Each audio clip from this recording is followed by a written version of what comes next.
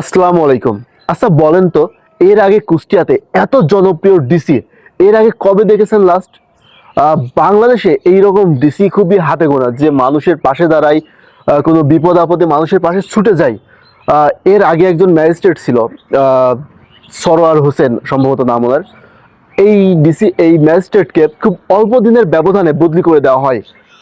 আসলে আমাদের সমাজে আমাদের গভর্নমেন্ট আমাদের সিস্টেমটা এমনভাবে ডেভেলপ করতে চায় যে তাদের দাসত্ব মেনে, তাদের দালাল হয়ে, তাদের কথা বলে এমন সব সরকারি কর্মকর্তাকেই চাকরিতে রাখতে চায়।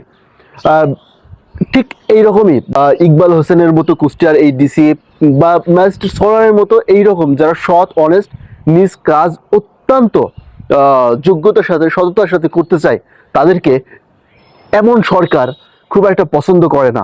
না করাটাই স্বাভাবিক, কারণ তাদের কাছ থেকে সরকার বা নিজ দলীয় লোকদের সেভাবে সুবিধা দিতে পারে না।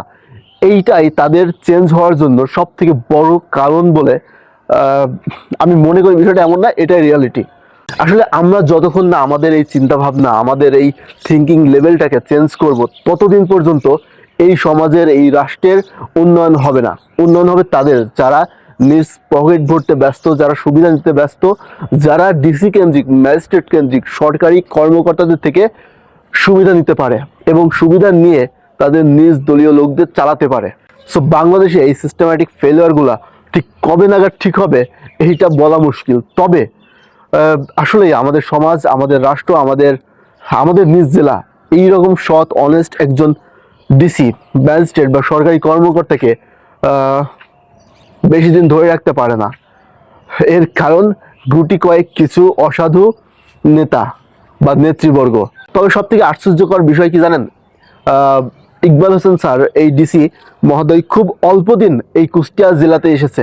এরই মাঝে তার সততা লেভেল দিয়ে কুষ্টিয়ার সাধারণ জনগণের মন জয় করতে সক্ষম হয়েছে, যেটা খুব কম ডিসি বা সরকারি কর্মকর্তাই পারে, যেটা তিনি করে দেখিয়েছেন। সো প্রথমত আমাদের নিজেদের সুবুদ্ধি হওয়ার দরকার যে আমরা কাদের ভোট দিব, কারা রাষ্ট্র ক্ষমতায় যে এই রকম কাজগুলো করবে না।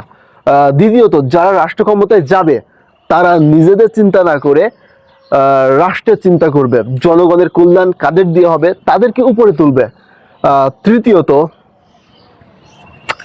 আসলে তৃতীয়ত বলে কিছু নাই, এই দুইটা হলেই ইনশাল্লাহ সব ঠিক হয়ে যাবে।